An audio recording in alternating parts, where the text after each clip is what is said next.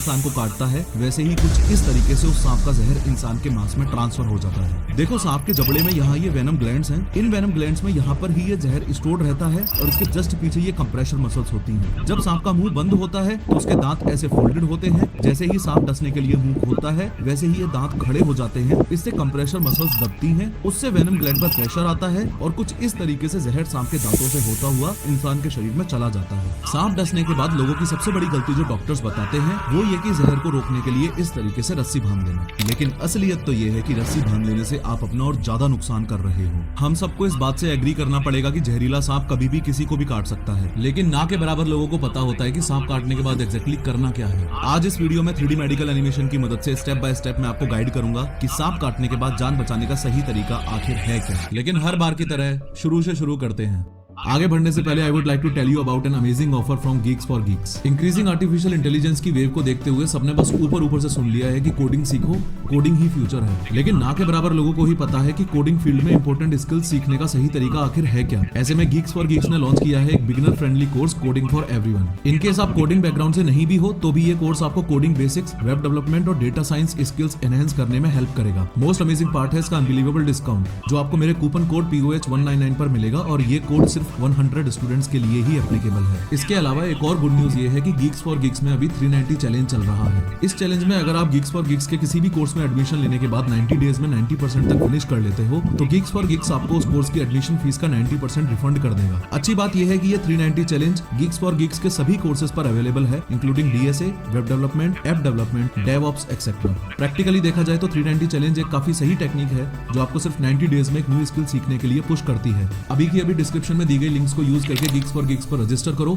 और right coding skills acquire करो। सबसे पहले तो ये समझो कि सांप का जो जहर है वो उसका थूक यानी कि उसका सलाइवा ही है। सांप का जहर यानी सलाइवा बेसिकली 3 चीजों से मिलकर बना हुआ होता है। वाटर जो कि 90% होता है, प्लस कुछ प्रोटीन होता है, प्लस थोड़ा सा एक्चुअल टॉक्सिन यानी जहर होता है। लेकिन हैरान करने वाली बात यह है कि अगर एक बूंद भी इस सांप के जहर की खून में डाली जाए तो ब्लड इतना ज्यादा गाढ़ा हो जाता है कि कुछ इस तरीके से जम जाता है। इंडिया में कोबरा सबसे ज्यादा कॉमन है, इसलिए उन्हीं का एग्जाम्पल ले लेते हैं। ये एक किंग कोबरा है और ये जब इंसान को डसता है तो ये आपके फ्लैश में यानी कि ये आपके मांस में अपना जहर छोड़ देता है। अब लोग ये सोच के रस्सी बांध देते हैं कि रस्सी बांधेंगे तो खून रुक जाएगा और खून रुक जाएगा तो जहर भी रुक जाएगा, लेकिन असलियत तो ये है कि इनिशियल लेवल पर सांप का जहर आपकी ब्लड वेसल्स में यानी आपके खून में ट्रेवल करता ही नहीं है, वो आपके लिम्फेटिक सिस्टम में ट्रेवल करता है। इस कॉन्सेप्ट को एक बहुत ही सिंपल एग्जांपल से समझो। इमेजिन करो ये जो सिटी है ये आपकी बॉडी है और ये जो हाईवे जा रहा है ये आपकी ब्लड वेसल्स हैं, यानी इनमें ही खून बहता है। अब हाईवे के बगल में ये जो आपको सर्विस लेन्स दिख रही है यही आपका लिम्फेटिक सिस्टम है। लिम्फेटिक सिस्टम में भी व्हाइट ब्लड सेल्स ट्रेवल करते हैं और इसका मेन काम होता है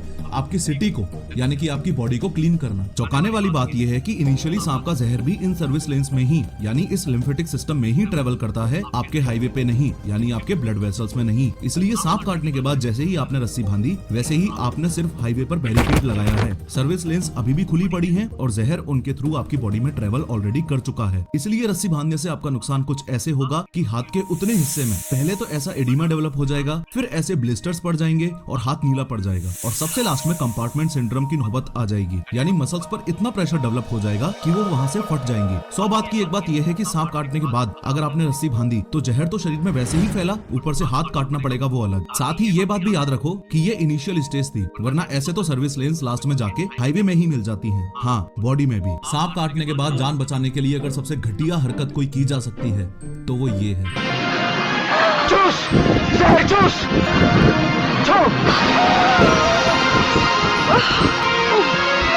भाई जहर चूसना नहीं होता, ऐसा करने से एक नहीं दोनों ही मरेंगे। खैर, मॉडर्न मेडिकल साइंस का मानना है कि सांप के काटते ही सांप से दूर होने के बाद सबसे पहली कोशिश आपकी ये होनी चाहिए कि परेशान नहीं होना है, शांत रहना है। मैं समझ सकता हूँ कि उस समय शांत रहना असंभव है, इसलिए आपको बता रहा हूँ कि दुनिया में सिर्फ 30% सांप ही जहरीले होते हैं। 70% तो नॉर्मल सांप ही हैं और जो 30% जहरीले हैं उसमें से भी 50% चांसेस हैं कि सांप ने जहर इंजेक्ट किया ही नहीं, जस्ट आपको डराने के लिए उसने ड्राई बाइट किया था। मॉडर्न मेडिकल साइंस ये भी कहती है कि जहाँ सांप ने आपको काटा उस लिम्ब को बिल्कुल भी मूव नहीं करना है, क्योंकि जितना ज्यादा मूवमेंट करेंगे पूरी बॉडी में वेनम उतनी ही ज्यादा तेजी से फैल जाएगा। डॉक्टर्स का मानना है कि उस एरिया से ज्वेलरी और टाइट क्लॉथिंग भी टोटली रिमूव कर देनी चाहिए। स्ट्रिक्ट गाइडलाइंस ये भी है कि सांप काटने के बाद किसी भी सपेरे या तांत्रिक के पास बिल्कुल नहीं जाना है। सांप के जहर से बचाने के लिए दो रियली इंपॉर्टेंट बातें ये हैं कि या तो आपके पास या जिस भी पर्सन को आपने हेल्प के लिए बुलाया है उसके पास सांप की फोटो या डिस्क्रिप्शन होना बहुत जरूरी है, और सांप ने कितने बजे आपको काटा ये बात पता होना भी बहुत जरूरी है। इनफैक्ट गाइडलाइंस तो ये भी कहती है कि सांप के काटने के बाद जैसे ही आप घाव धोके उस पर बैंडेज लगाते हो तो उसके ऊपर ही सांप के काटने का अप्रॉक्स टाइम भी लिख देना है। ऐसा इसलिए बोला जाता है कि हॉस्पिटल पहुंचते पहुंचते अगर पेशेंट बेहोश हो भी गया तो भी डॉक्टर को तो सही डिटेल बैंडेज पर दिख ही जाएगी। और सांप की फोटो खींच के रखने वाली बात के पीछे लॉजिक ये है कि एंटीवेनम्स बेसिकली दो प्रकार के होते हैं, मोनोवेलेंट और पॉलीवेलेंट। आगे बढ़ने से पहले एक बात ये भी अच्छे से समझ लो कि सामने टेबल पर रखे हुए ये जो एंटीवेनम्स आपको दिख रहे हैं सांप काटने का, ये एकमात्र इकलौता इलाज है। ये मोनोवेलेंट वाली डिब्बी के अंदर वो एंटीवेनम है जो उस पर्टिकुलर सांप के लिए ही बनाया गया है। जैसे कोबरा का एंटीवेनम अलग होता है और रेटल स्नेक का अलग होता है एक्सेट्रा। लेकिन पॉलीवेलेंट वाली डिब्बी के अंदर एक कॉमन एंटीवेनम होता है जो काफी स्नेक बाइट्स पर असर करता है और कुछ पर असर नहीं भी करता है। अब पेशेंट तो हॉस्पिटल पहुंचते पहुंचते बेहोश हो सकता है, लेकिन अगर आपके पास फोटो हुआ तो आपको सही एंटीवेनम दिया जा सकता है। सोचो अगर आपने गलत डिस्क्रिप्शन दे दिया और किसी दूसरे सांप का एंटीवेनम डॉक्टर ने पेशेंट के शरीर में डाल दिया तो सांप के जहर से